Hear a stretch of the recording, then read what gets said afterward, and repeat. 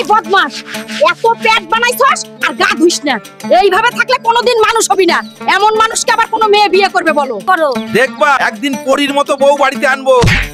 তোর মুখে শুধু বড় বড় কথা। যা এবার ভালো কিছু কাপড় পরে বাজারের দিকে যা, বাড়ির খরচাগুলো করে নিয়ে আয়।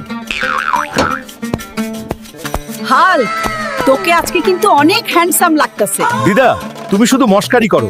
বাজারের ব্যাগটা দাও, জলদি বাজারে যাই। হাল্ক, এত সেজেগুজে কই যাচ্ছিস রে? আরে কাকা চিল করো, বাজারে যাচ্ছি, দিদা পাঠাইছে। এই সুমাইয়া, আজ তোকে দারুণ লাগতেছে, খবর কি? এই পেট মোটা ছাগল, দূরে সরে দাঁড়া, নইলে তোর পেটে একটা ঘুষি মাইরা দিমু। আজও সুমাইয়া আমাকে পেট মোটা বলেই গালি দিল।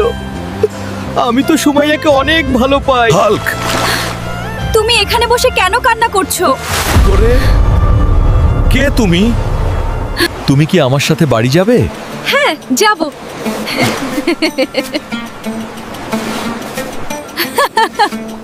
এই রে হাল্ক, এটা আবার কি নিয়ে আসলি? ওরে কাকা, এবার এটাই হবে আমার বউ। ওই বদমাইশ হাল্ক, হাল্ক,